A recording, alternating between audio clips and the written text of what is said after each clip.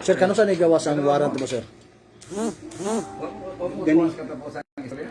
Ah, kano sa nigawas, sir? Na ako'y Ano dahil? Ano ba? Dali yan. Naman ta karon sa opisina sa atong hepe. Lieutenant Colonel Villa. No, para surrender kay ato ning ato bangon kay naa naman ninigawas. So ganihang buntag. Nigawas ang warrant. Oo. In which mo po atong gipaabot kay sa service as a law enforcer. Dili nato na malikayan nga dili apil sa trabaho sa pagka-pulis, dili malikayan.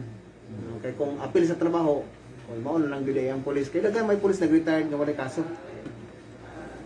Pero kuan pod tanaw po ang iyang record kung nanako pa siya, di sige ra pa siya katuog sa manggahan o baliti. Di ba kuyo mo yun na yan? Ikaw.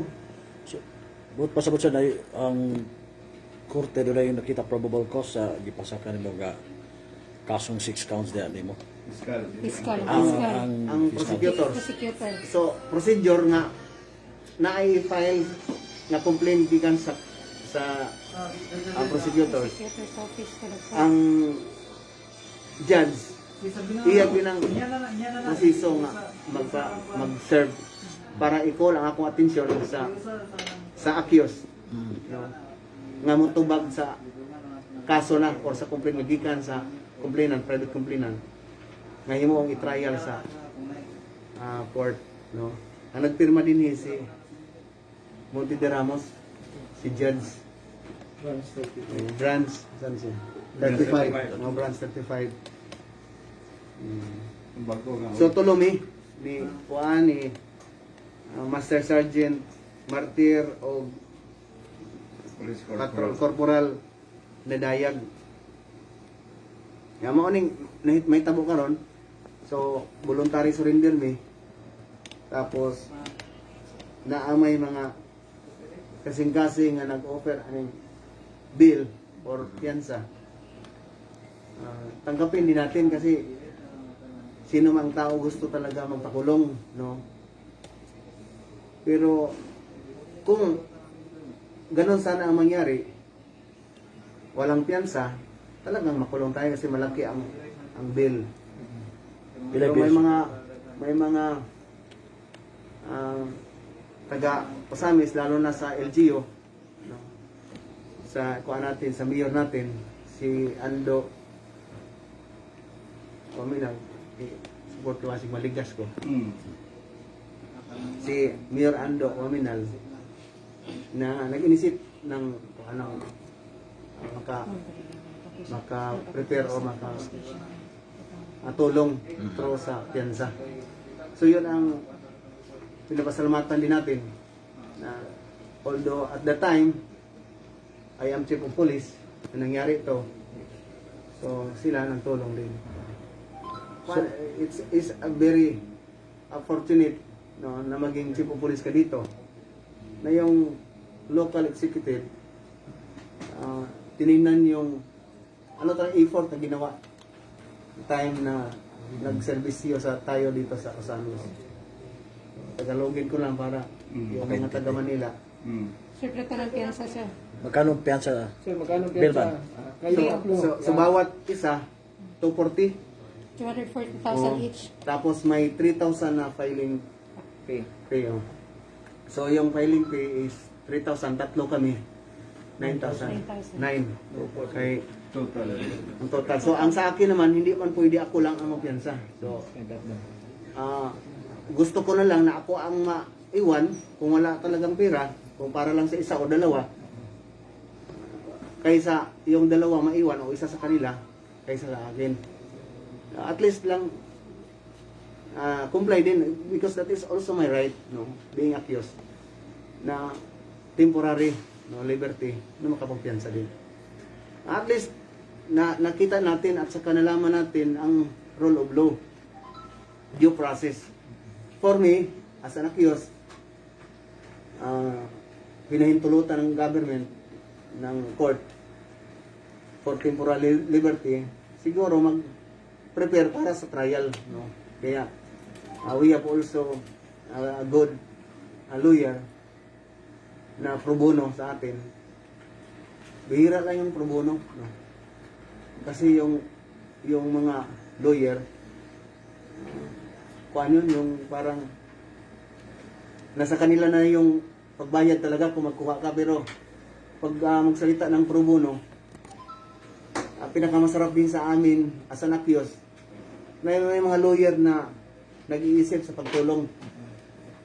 We cannot deny our effort here in Ozamis for the past nandito tayo, na talaga din tinignan nila yung siguro utang na loob na nakatulong tayo sa Ozamis. Kayo, saksi kayo, mga witness kayo, mga taga-media. Pero ganun pa man, rule of law will prevail.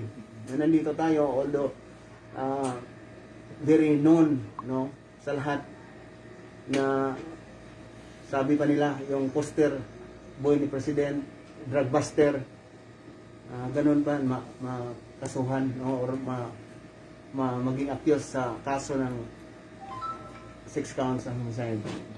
So yun, pasalamat. Always continue lang to pray. I will always bring to you the word of God, because since in my service, I always use and speak from my mouth God. I am not, siguro makapagsabi kayo na babaan ta mo. But as long as my conscience is concerned, hindi ko mapigilan kung ano ang mangyari. Just only trust in the Lord sa mga pangyayari nito, at alam ko na right after this may maganda na preparation ng Panginoon sa ating plan. So salamat, maraming salamat sa mga fans natin or mga kaibigan natin, no, na nagsubaybay ngayon. Huwag kayong mag-alala, because this is masabi natin kasali na sa plano ng Panginoon na mag-serve muna tayo dito just to give justice of all the people in Ozamis. Pero right after this, ito na ang mangyari. Wala tayong magawa, at saka wala tayong complain and any murmuring from my mouth na marinig ninyo. Just only appreciation sa tulong ng Panginoon, at saka sa yung demokrasy, no? Demokrasya, yun ang kaganda ng demokrasya natin. Colorful ba? Parang rainbow. Ganda tingnan. Yun ang demokrasy. Sa pag define ko sa demokrasy, parang rainbow. Nandyan lahat ang color. So ako ngayon, kayo na naman, kayo next. Natin ako, kaya baka magkumplin mga asawa ninyo. Yung bawsi, yun mamintiyan. May isa na nga, nag-una na, pero at least ako nagsunod. So yun, yung 6 counts in relation yun sa sa siyam na operations natin sa yung encounter natin sa Martillo Gang ba, na nangyari doon at the time na mga paan siguro 2017. Before pa yung operasyon ng Paruhinog, no? Sir, kasama ba yung dalawa mong kanser? Tinulungan namin yung alang sa piyansa, sir? Kasama na. So kami tatlo na. Total of 700 plus 720. So 9,729,000 lahat. Daga nagduda sir nga posible dili ka mo piyansa aron nga magpa-commit dito sa city jail. Ilang mga pagduda. Yun sana. Kaya for me, totoo ha, wala akong pira na I cannot really afford, no, for bill ban. Yun, ang laki nga. Pero para malaman din ninyo na baka magsabi kayo na makapiyansa si Joey kasi maraming pira. No, for me, for myself, wala talaga. Yun nga, committed ako, at I'm very confident also na yun na, diretso-diretso na. Galing dito, makomit ako, 1 week lang siguro, pakomit ako ng city jail. Hindi para magkasama kami ni Manning. Pero yun na talaga ang mangyari. Kay bakit si Judge Hernandez nandoon? Si Manning nandoon, ako hindi. Kaya yun nga ang mangyari, pero nagpapasalamat ako sa LGU. Una, kasi tulong sila na makapagpiyansa ako, at saka lalo na sa mga private individuals, no, they are also prepared sa pira nila na magpiyansa kung sakali hindi magtulong ang government. Parang yun nga, kuan ako very amazed ba sa mga ganito, yung parang yung pagtagad ba sa taga Osamis, na kung makita pala nila na ang isang pulis nagtrabaho ng matino, attorney, may kapalit talaga yung kagandahan ng mga mga tulong, no, sa in which I did not expect na ganun, kasi trabaho man lang yun sa pulis na talagang magtrabaho.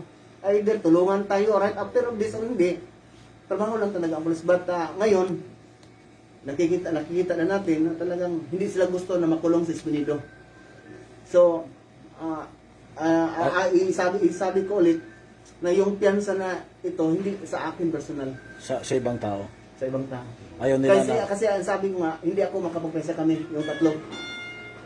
Nakasit na yun, mindset na kami na talagang makulong. Sabi ko nga, prepare na ako, may orange na t-shirt para pagpunta doon, hindi niya magbigay sa akin ng BGMP si sir. Ako na voluntary, tapos may kuan ako, may ano yun? Yung doyan, may anong English sa doyan ni? Hamak. Hamak. Na talagang yun ang kuan ko, yun ang biddings ko doon. Prepare na. Dili sila gustong i-commit ka, sir, sa Stigel. Okay. Tabang Hindi sa na. piyansa. Di ba, sir? So hindi na sila. Yun ang kagandahan, no, sa mayor natin, na tinignan yung effort na contribute natin dito sa at saka alam niyo naman kayo witness, you are all witness sa nangyari dito sa Samis. But then, maski yun nga sabi ko, we are all prepared, no, na talaga ito ang mangyari, na mapupunta na tayo ngayon. Kaya nga sabi ko sa inyo last na hindi ako magsasabi makapiyansa ba, hindi, kasi wala akong pira. Ngayon wala pa din, wala pa mong release, no? Sir, wala pang release. On process pa, pero naka deposit na sa bank. Mana? Okay. So, talagang totoo na. Oh, nakabayad na. Nakabayad na. Bangko, dito lang is bangko. Okay, nandoon na. So, salamat. So, reaction, sir, nga after nga giingon na ato last nakalabay ka adlaw nga mo surrender ka sa city jail daw, dahil doon na wala nakatulog after nimo kay magtuo man sila nga magpa-commit ka dito. Siguro sa tingin ko na siyahan din sila na makasama na ako nila. At least may ipin na sila doon ba. Kaya excited sila na gano'n. Papasalamat din ako sa city jail, mga inmates, na masaya kayo na pagpunta ko sana doon, hindi na kayo nakatulog. May time pa rin na gano'n ba. So magpakabait kayo, mga taga city jail. Time will come, sabi ko pa nga, lahat ng mga ginawa ko ng mga information drive, any of those barangays here in Osamis, yun palagi ang sinasabi ko, last my word, that ang kulungan hindi sa isang tao lang kung sino. Kasali din ako, time will come. So, this is not the time, because this is not really the time na ganon pa rin makapasok ako doon kasi nakapag-bill man. But right of all of this, hearing that the judge will hear, hindi natin alam kung makumbikto. Because it's a process, no? A due process comes now. Yun lang ang inano natin na sana hindi, na walang conviction of all of these things. Kaya sa atin, legal man ang ginawa talaga natin. Parang nakasalalay sa trabaho ng pulis talaga yung yung encounter, no, talagang puntahan, hindi man pwede yung na hindi talaga puntahan ng pulis, hindi pwede gawa ang pulis ng paraan para maproteksyonan yung buhay din namin. No? Hindi lang sa buhay ng mga tao, yung talagang pinaka-importante yung buhay namin na maproteksyonan. Kaya, inaako natin yung trabaho talaga na at least in legal way, no, as a law enforcer. Yun naman. Yung kaso sir, yung 6 count, homicide pa rin sir. Yung kaso. Oh, homicide lahat. So sa tatlo kami, yun lang naman kaso ang sa amin. Tatlo kami ang mga kuan dito, ang accused dito. So hindi namin malukit kung saan yung complaint. Siguro mag-set na ng arraignment para at least din magkaharap yung complainant or ano ang procedure, yung lawyer ba nila na going on ang kaso. Sir, while naghintay ka, sir, ano ba, magpa-detain ka doon sa baba, sir? Iwan ko sa hipi. Wala na. At least po,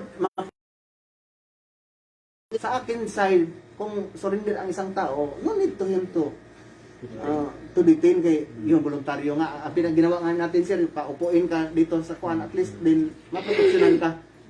Pero sa istasyon, talagang dito ka sa istasyon. Kay surrender ka man, pagkatapos yung kaibahan ba, surrender at saka nahuli ka, iba kay number 1, mapusasan ka, tapos ipadla ka sa kulungan before ang process. Pero yung surrender, huwag nila lang i-pray na papasokin talaga ako ng kulungan. Wag lang muna, hindi pa ngayon siguro. Hintayin nyo lang. Hintayin nyo lang. Sa atin naman, no doubt, no reservation for us na may iba pa na magawa natin ba na masabi natin na makapasok or ano yung sa isip niyo, hindi man natin ma-predict. But hintayin nyo na lang. No? Sa lahat ng mga nagagalit at saka nag-pray na makulong ako, maghintay lang muna. Huwag kayong magmamadali. As long na we are living in this world na yun, chaos or hindi natin pa maiwasan, hindi natin we cannot really magsabi ba na ako nasa labas palagi or wala akong kaso. Nagtrabaho pa man tayo. So we have 4 years pa in service na ma-enjoy natin yung law enforcer. And there's no regret for me na magsabi ako na dapat natawa ako magpulis. No. Because that is my commitment. No. I'm asking to God since na Lord, sana mapulis ako. Ngayon napulis ako, hindi na naman. I will face the consequence for this. Sa atin na lang yung konstitusyon na mandated ang police to enforce without any reservation or fear or favor, yun ang ginawa natin. So nakita ninyo sa lahat ng mga ginagawa natin, ito na. Hindi ito ang resulta ng ganun. Parang na-accepted lang yung nagkaganon. Sir, doon na kay temporary liberty after makabayaw. So, kubiling ka ba si Espinido kay manadiro naman ka hangtod sa election or padayon ka sa imong schooling online o sa may nitabo? Hindi na ako paiwan nito kasi nakulong yung kapitan ko. Pero anyway, ako, yun man talaga ang process.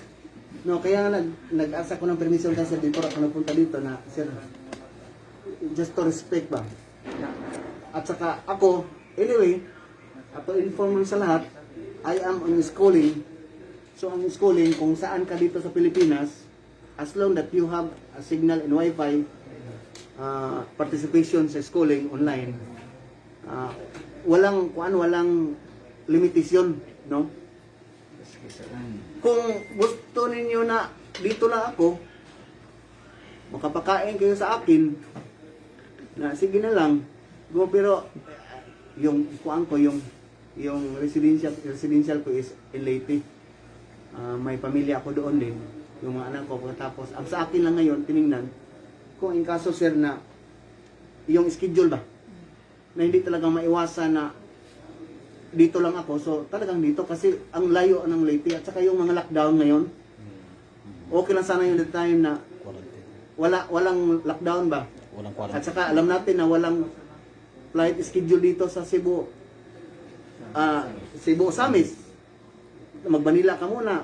Tapos Kung travel, ang layo. So, yun tinin natin. Pero kung magsabi, schedule is every 2 months, siguro ganun. Pero kung diretso-diretso na to para mabigyan ng justice din yung complainant. Kaya sa akin lang, supposedly, ang mag-request ng speedy trial is the complainant para din matapos lang kaso ba. Kaya sabi pa nga nila, justice delayed, justice denied in favor sa accused. But for me, kung gusto ng complainant, diretso-diretso, maski 1 linggo. Yung pag-ibig, pwede i-continuous yan. Para sa akin, wala tayong objection. Gusto ko nga, para matapos, resulta ng judge, decide, din, let it be. Wala tayong magawa. No? So, tulungan natin ang complainant na nag-ask ng justice. And they only receive the justice instantly if the speedy trial will go on. No? Kasi doon man talaga maiwasan yung justice delayed, justice denied. Sir, you mentioned kanina nga, among Vice Mayor, si Sir Attorney John Fernandez. Ano siya pasabutan na, sir? Nasip. Hindi. Kasi kayo palagi magsabi na gusto magmayor. Ngayon, sana. Mayor. Kaya kontrata na kami ni Rodel, mayor ng Silda, na Del, for the permission of the Jail Warden, ako ang mag-take over muna. At least, mamayor lang, once and for all. Tapos yun ang request ko na sana siya ang mag-vice. Hindi na, wag tayong mag-on. Malungkot mga kaibigan, no. I always bring the word of God from the book of Romans 8:28. All things work together for good, for there is a purpose. No regrets. No regrets. Sana ipagdasal niyo ito na dali matapos. Pagkatapos, hindi ma-discourage yung mga kasamahan natin sa service na nagtrabaho. Continuous. Palagi lang refer and depend to the Lord, asking for their guidance. Lahat ng mga trabaho ng polis para maiwasan yung maiwasan. Okay. Sir, unsay reaction sa pamilya? Nagtrabaho ka para sa kalingkawasan sa mga sabisnon, dahil nga ani ang naitabo. Ang akong pamilya, my family, to tell you, they are also ready because pinapaintindi natin sa kanila lahat talaga na ito mga pangyayari, trabaho ni Papa niyo, trabaho as a husband and a father of my family, na ganito talaga ang pangyayari ng trabaho. Always trust in the Lord lang, sinabi ko sa kanila, kaya hindi sila malungkot, no? But siyempre nagumusta na kumusta na kayo dyan ko, magtanong sa mga pulis, PCR, PCR, si Mia, PCR na kanya. Lalo si Mia, PCR, makatulong na ba pag-spread na nakapiyansa na ako. Tapos, si Sheila, kasama ko yung misis ko, para naman pag-encourage sa boss ba, no? Na talagang ganito ang mga pangyayari as a human as we are, na talagang ma-feel natin yung a little of dili siguro depression, yung pagtanong ba, question sometimes, ganito pala. So, yung pinapaintindi natin sa pamilya. Okay lang, walang problema sa pamilya natin. Open naman kami pag sabi nyo, at sinabihan ko sa dos and don'ts of all of these things. Sir, accordingly, kini nga kaso, kung ang pamilya lang mismo, dili ni mo prosper. Pero accordingly, doon rin nagpaliyo ni ini, nga katong mga naligsan, especially sa war on drugs, reaction. Okay, it's a very obvious for us and to let you know that this kind of the living of this family, the survivor cannot really afford to do all of these things. When in fact the cases or the complaint filed not here in Ozamis, in Manila. Yung pagpunta lang doon, gasto na. Alam nyo naman, nakapupunta na kayo ng Maynila. Ilan sila? Pagkatapos, very also questionable ba? I have been worked in the service for 24 years. Field officer, operatives, prosecutors, disband tayo ng ibang grupo. Time na mag-ask tayo for the help of the office of the DOJ na matulungan yung mga witnesses natin to allow them, accept them na maging star witness, maproteksyonan ng witness protection program. It's very hard for us to do that. But for my experience in Espinosa group, it's very simple to do all these things. Why? Because we have a connection directly to the DOJ. Ang dali lang. Dali lang. Pero dito ngayon, ano nangyari? Even single one witnesses of Paruhinog, walang na under ng witness protection program. Why? Because magsabi na hindi tayo in-apply. We attempt for that, no, to apply na masali sila sa witness protection program. But that department not helping us, no, for that favor. Instead, yung mga tao nila, kagaya ng ito na nangyari, they accommodated it. Ganun lang kasimple and very obvious for that. Ganun lang. Kaya, hindi naman nasabi kasi they are all installed in the previous administration. Only the secretary, sa tingin ko, ang head lang ng department ang bago. Pero the rest, may mga utang na loob yun na nilagay. May mga utang na loob. Kung nagkaisa pa, ang government. That's why, this fight against illegal drugs, although our president are very, masabi natin, brave to do his part, being chief executive president ng Pilipinas, to fight against illegal drugs and corruption and organized crime groups in a whole nation approach, but yet not whole nation approach. Kung isa-isahin natin, no, only the office of the president do their part. Ako, makapagsabi ako sa inyo kasi nandito na nangyari.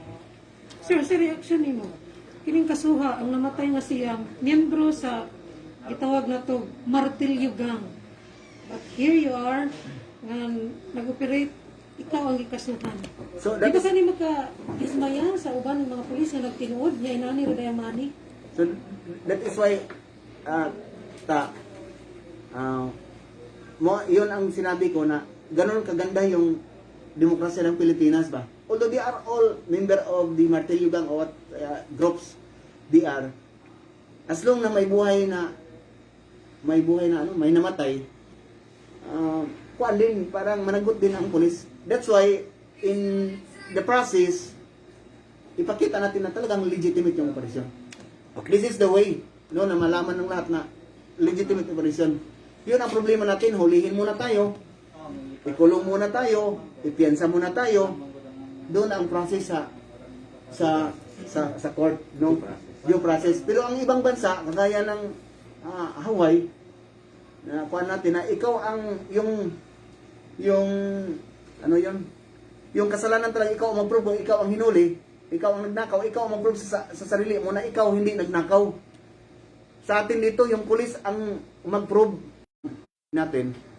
But alam ko naman yung presidente, alam naman natin lahat na hindi magpabaya ng nasa government, kasi lahat naman tayo sa government tinitingnan ng presidente.